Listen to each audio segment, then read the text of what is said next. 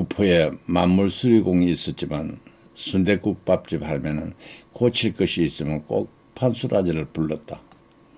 번번이 수리비를 거절하는 판수라제가 부담스럽기도 했지만 판수라제를 자식처럼 생각하는 순댓국밥집 할매는 항상 버릇처럼 말했다. 아재, 나 죽거든 이 순댓집 아재가 해라. 내 평생 지킨 거지만 죽어서 갈 수는 없다. 순댓국밥집 할매를 순대 할매라 부르는 판수라제는 마주보고 빙그레 웃었다. 만날 때마다 하는 말이어서 일일이 대꾸하는 것은 의미가 없었다. 순대 할매가 눈을 부릅떴다. 와우, 너 할매가 죽는다는 게 언제부턴게요? 그런 말 말고 오래오래 사이서. 그럼 오늘은 뭐가 고장나십니까? 순대 할매가 말했다. 자네 기계만 고칠 줄 아나? 사람은 못 고치나? 예? 그게 무슨 말입니까? 저는 의사가 아닙니다. 의사들도 못 고치는 게 많다. 순대 할매는 방으로 들어가 벌렁 자리에 드러누워 어깨를 만지며 푸념처럼 말했다. 이제 좀만 무리해도 온 만신이 다 부서지는 것 같다. 순대 할매의 의도를 알아차린 판수라제는 익숙하게 순대 할매의 사지를 정성껏 주무르기 시작했다. 시원하다. 시원하다를 연별하며 순대 할매가 물었다. 그때 국밥 먹고 도망갔던 게 올해로 몇 년째고? 판수라제가 민망한 듯 대꾸했다. 아이고, 또 그 소리 합니까? 며칠 뒤 돈 갖다 줘도 안 받아놓고요. 이번엔 순대 할매가 빙그레 웃었다. 내 생전에 잘난 순대 한 그릇 처먹고 그토록 불알 빠지게 도망가는 놈은 처음 봤다. 가끔 잘 처먹고 내 빼는 놈들이 있었지만 그때 아재는 국밥 가져올 줄 알았다. 어찌 알았는데 장사를 오래 하다 보면 국밥 먹는 태도만 봐도 안다. 2시간쯤 지난 후 순대 할매가 일어나 두 팔을 돌려보며 흡족해 했다. 이제 살만합니까? 하마, 아재 손이 약손이다. 근데 오늘은 뭐 고칠 깁니까? 오늘 고칠 거는 아재가 다 고쳤다. 예? 나를 안마해달라고 부른 깁니까? 순대 할매가 또 빙그레 웃었다. 기계보다 사람 고치는 것이 싫은 게야? 그런 건 아니지만 허리까지 한번 돌려본 순대 할매가 농에서 작은 보따리를 꺼내왔다. 이게 무엇입니까? 순대 할매가 보따리를 풀면서 말했다. 오래전부터 내가 지녀온 것이다. 열어봐라. 보따리 속의 작은 상자를 열고 판수라제가 물었다. 이게 뭐고? 진주네. 흑진주 맞지? 순대 할매는 고개를 끄덕이며 판수라제에게 상자 속의 구슬을 내밀었다. 방으로 들어오는 햇빛에 구슬을 이리저리 굴려보며 신기해하는 판수라제에게 과거를 털어놨다. 외정시대 유명한 기생이었던 언니의 집에서 순대 할매는 오랫동안 조리사로 일했다.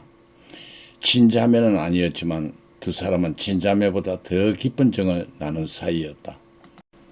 부산은 물론 멀리 대구나 울산에서도 찾아오는 언니의 손님은 대개 고급 손님이었고 인성이 좋은 고객들이었다. 아무리 취해도 언니를 대놓고 더듬으려는 고객은 없었다. 언니의 품행도 발랐지만 뛰어난 악기 다루는 솜씨를 예우했던 탓이었다. 그 중에서도 단군인 일본 해군 대장은 유별나게 언니를 찾았다. 첫인상이 아주 차갑고 눈매가 독사처럼 섬뜩했으나 대장은 항상 정중하면서도 직속상관을 모시듯 언니를 대했다. 언니뿐만 아니고 신분을 떠나 항상 예의 바르고 친절했다. 젓가락질은 물론 술도 언니가 따르지 못하게 했다. 어느 날 일본 대자가 순대 할매에게 말했다. 그동안 고마웠어. 이제 한동안 본국에서 근무해야 할지 모르. 원한다면 내가 두 사람을 내 고향에 초청하고 싶소. 부산도 아름답지만 내 고향 오키나와는 정말 아름답소. 여기서 귀한 진주도 흔하고. 성급하게 대자의 말을 끊으며 언니가 순대 할매에게 물었다. 어때? 우리 함께 가볼까? 오키나와는 죽기 전에 꼭 한번 가보고 싶었던 곳이다.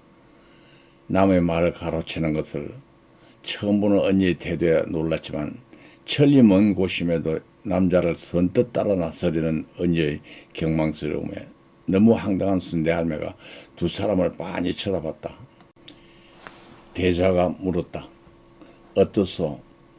바다와 푸른 하늘과 울창한 숲에 파묻힌 최고 좋은 숙소도 마련해드리겠소. 어머, 그림 같아. 두말 말고 함께 가자. 우리 둘이 함께 가면 타지라도 우리 집 같을 거야. 쓸데없이 집 문턱도 나서지 않던 언니의 부추김에도 순대 할매는 정중히 거절했다. 가보고 싶은 욕심은 꿀떡 같았으나 무엇에 홀린 듯 두려움이 앞선 순대 할매는 씁쓸하게 웃었다. 저는 가고 싶어도 갈 수 없습니다. 여기 일도 그렇고 거동 못하는 부모님을 한시도 떼어놓을 수 없습니다.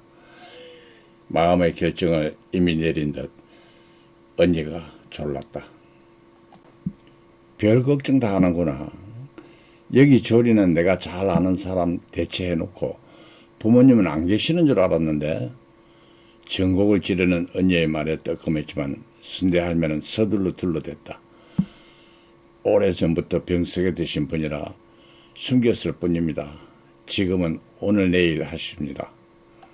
순대 할매의 거짓말에 언니는 안타까워했고 대자는 아쉬워했다. 순대 할매가 대자를 향해 사뿐히 머리 숙였다. 저는 염려 마시고 우리 언니 소원 풀도록 잘 부탁드리겠습니다. 닷새 후 두 사람은 일본행 군함을 탔다. 같이 갔으면 오죽 좋았을까. 열흘 뒤 좋은 선물 사올게. 그래, 진주가 좋겠지.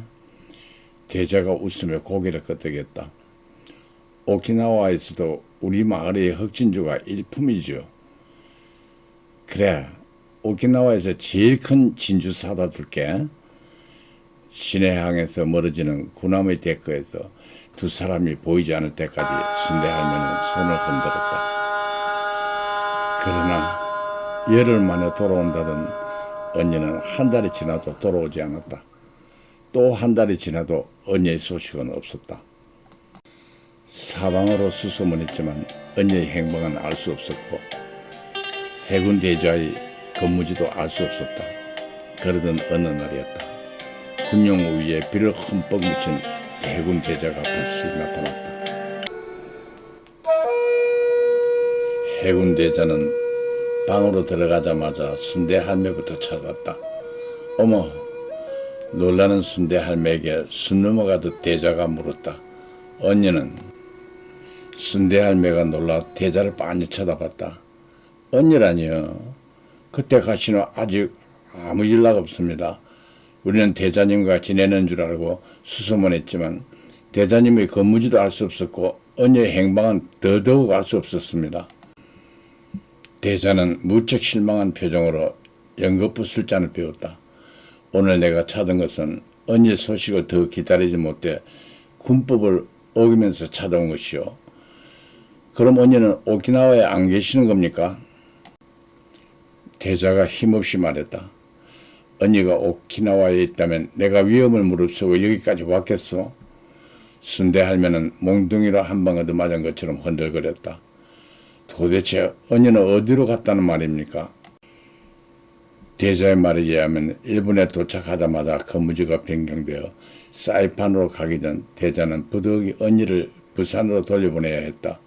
언니가 부산으로 출발하기 하루 전 순대 할매에게 약속했던 흑진주를 급히 구입하려고 했으나 여의치나 자신에게 부탁하고 터미널 선사 호텔에서 헤어졌다. 그리고 2개월 동안 언니에게 수없이 편지를 보냈지만 언니의 답장은 없었다. 우리도 언니가 편지나 전보로 소식 전해주라고 매일 우체부를 기다렸지만 아직 단 한 번의 편지도 없었습니다. 물론 대자님의 편지도 없었고요. 그럴 리가. 사흘이 멀다고 편지 보냈는데 대자가 가정을 설명할수록 순대 할매는 대자의 말에서 진심을 느끼기 시작했다. 대자는 기쁜 한숨을 내쉬었다. 근무지가 일본이었다면 당장 달려올 수도 있었지만 사이판에서 근무지를 이탈해 부산으로 온다는 것은 불가능했다.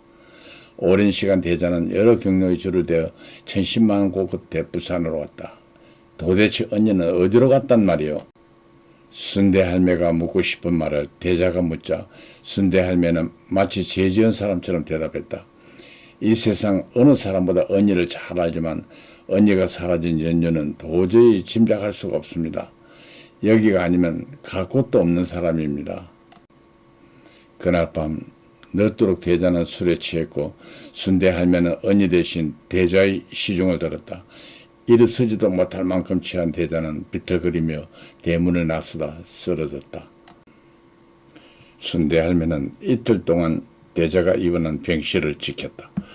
겨우 기력을 회복한 대자가 순대 할매에게 말했다. 복귀하기 전 꼭 가보고 싶은 곳이 있어. 순대 할매는 대자의 말을 짐작했다. 언니와 항상 같이 걷던 구포다리 끝의 긴 뚝길을 말하는 것이라 여긴 순대 할매가 물었다. 그 몸으로 가실 수 있겠습니까? 대자가 말했다. 이제 돌아가면 다시는 언니를 볼 수 없을지도 모르는데 마지막으로 그곳이라도 가보고 싶소. 순대 할매는 한숨을 길게 쉬었다. 어차피 이루어질 수 없는 인연이지만 언니가 사랑했던 사람이라 그냥 돌려보낼 수는 없었다. 만약 어느 때라도 언니가 대자처럼 불쑥 나타나면 대자의 층을 매몰차게 외면한 자신을 어떻게 생각할지 두렵고 무서웠다. 잠시 고뇌에 빠졌던 순대 할매는 인력거를 불렀다. 그리고 대자와 함께 언니와 자주 걷던 고수부지로 갔다. 저만치 명제의 폭우가 보이는 곳에서 대자가 말했다. 반드시 언니는 돌아올 거요. 아니 꼭 돌아와야 하오. 순대 할매도 같은 심정이었다. 네, 꼭 돌아올 겁니다. 언니는 영면하신 분이니까 살아있다면 꼭 돌아올 겁니다. 대자도 크게 한숨 쉬었다. 그런 불길한 말은 마시오. 지금보다 전쟁이 더 급박해져도 언니가 다치거나 죽었다는 말은 절대 꺼내지 마시오. 만약 그런 일이 벌어진다면 나는 이 세상을 폭파해버리겠소. 순대 할매는 대자의 말에 감동했다. 어릴 때부터 언니의 밑에서 일해오며 본 조서 간만의 차이 같은 남정네의 마음과 달라도 너무 다른 대자가 부럽기까지 했다. 대자가 절망적인 표정으로 순대 할매를 쳐다봤다. 언니가 반드시 돌아와 대자의 절망을 덮어야 한다고 생각하며 순대 할매도 대자를 똑바로 바라봤다. 대자는 품에서 작은 상자를 꺼내며 순대 할매의 손을 잡았다. 이 진주는 오키나와에서 산 것은 아니요. 전쟁 중이라 도저히 구할 수 없어 사이판에서 구한 것이요. 순대 할매가 대자의 손을 뿌리치며 말했다. 이걸 왜 저한테 주시는 겁니까? 저는 받을 수 없습니다. 대자가 간곡히 부탁했다. 군인은 언제든 전장에서 죽을 수 있어. 내가 간직했다 언니에게 전한다는 보장은 없어. 어차피 이 진주는 언니가 약속했던 선물이요. 나 대신 소중히 보관했다 언니에게 전해주시오. 부탁하오. 대자는 더 할 말이 있는 듯해 보였지만 갑자기 뒷머리를 잡으며 비틀거렸다. 순대 할매는 쓰러지려는 대자를 부축했다. 자신의 고백에 심취한 판소라제에게 순대 할매가 말했다. 그것이 나의 잘못이었어. 그때 내가 대자를 뿌리쳤어야 했어. 그러나 언니를 생각하면 그럴 수도 없었지. 순대 할매는 그날 밤으로부터 꼭 10개월 후 아이를 낳았다. 아이를 출산하기 전 대자는 모자가 살 집을 사주었다.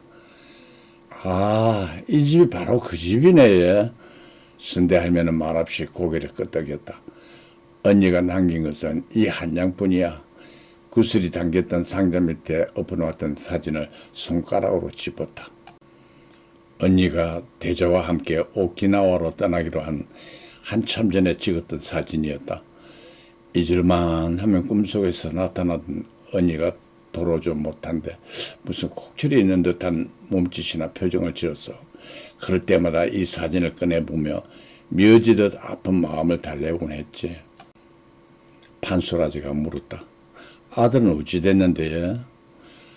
얼굴의 주름에 연민을 띄우며 순대 할매가 말했다. 그 아이가 살았다면 아재만 했을 거야. 순대 할매의 주름진 눈가에 마른 습기가 맺혔다. 아이는 돌을 넘기지 못했다. 아이는 불분명한 병으로 죽고 대자는 소식이 끊어졌다. 세 사람 중 마지막 남은 언니도 지금까지 돌아오지 않았다. 판수라자는 자신도 모르게 순대 할매의 손을 슬며시 잡았다. 더 이상 순대 할매는 과거에 대해 말하지 않았다. 그동안 아재가 너무 고맙게 해서 내가 주는 거다. 당시 그놈이 말하길 이 진주는 일본에서 제일 큰 진주라 그러더라. 이 진주는 아재가 가지고 대신 나 죽거든 요 앞강에다 뿌려다오. 아재가 한사코 거절하지만 이 순댓국집 폐가로 만들 수는 없는 법. 가능한 아재가 맡아주면 나 죽었어도 편할 것 같구나. 한동안 침묵이 흘렀다. 판수라자는 순대 할매의 유언 같은 진심을 한사코 거절하는 것은 이기적이고 너무 잔인한 처사라고 판단했다. 홀홀 단신인 순대 할매의 유언을 받들겠다고 다짐하고 그날부터 판수라자는 일을 쉴 때마다 모든 일을 접고 순대 할매를 만나러 갔다. 6개월 후 판수라자는 유언대로 화장한 순대 할매의 유골을 할매의 순댓국집 건너편의 낙동강물에 흘려보냈다. 그러나 진주를 뺀 모든 것은 순대 할매의 유언을 따르지 않았다. 순댓국집은 자신과 인연이 있는 고아원에 기정했다. 죽음을 예감한 순대 할매가 신변을 정리하면서 남긴 유언대로 하지 않은 것은 한많은 순대 할매를 한 개인이 기억하기보다 수많은 사람이 기억해 주는 것이 옳다고 여겼기 때문이다. 판수라자는 6개월 전 순대 할매가 죽기 전부터 진주를 항상 품에 지니고 다녔다. 진주가 아름답고 귀한 것이기도 했지만 순대 할매의 엉어리를 품으로 안아주고 녹여주고 싶었다. 순대 할매를 강물에 흘려보낸 그날 밤이었다. 오랜 날 부모처럼 여겼던 순대 할매를 떠나보낸 허전함을 술 한 잔으로 달래고 버스를 타기 위해 고수부지를 걷고 있었다.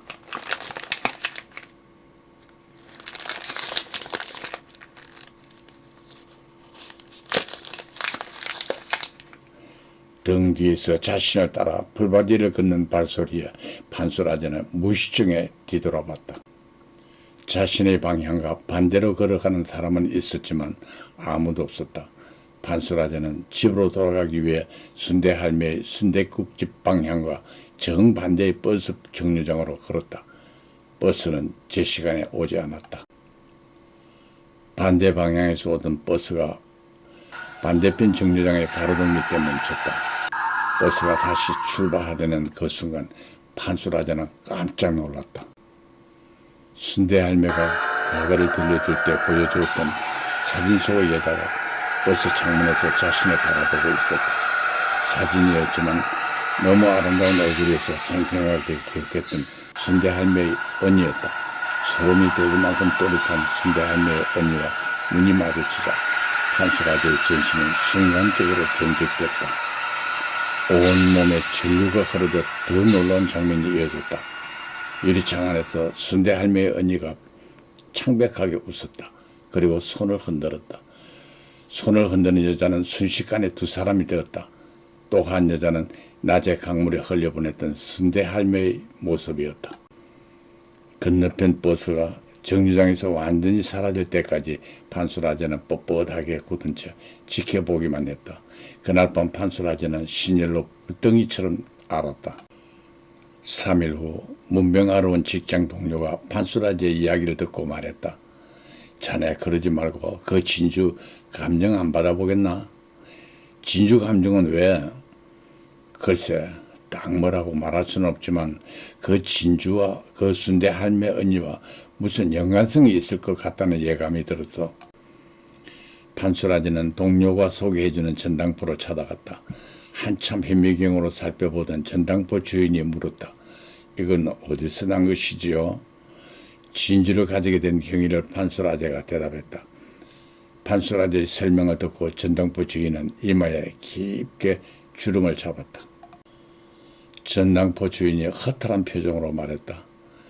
이건 진주가 아니라 사람을 하장하고 난 후 그 뼈를 고일로 녹여 만든 본차이나 보리요. 전당포 주인의 감정 결과를 받는 순간 판수라제는 순대 할매의 언니가 왜 돌아오지 않았는지 적시 짐작했다. 사랑마당 사람들도 판수라제의 이야기를 듣고 경악했다. 시라가지매가 가슴을 주먹으로 치며 말했다. 저런 죽일 놈 봤나? 사람을 죽여 구스로 만들다니 천벌 받을 놈이다. 사랑마당 기둥에 기대있던 칠레네는 더 흥분했다. 순대 할매 먹으려고 언니를 일본까지 데려가 죽인 놈이구먼요. 어디 그런 인간이 다 있대요. 그냥 달려나 보지. 사랑마당 사람들이 시끌벅적 분통을 터뜨렸지만 정작 판수라제는 입을 봉한 채 사랑마당 기둥 뒤로 숨는 달만 무표정하게 쳐다보고 있었다.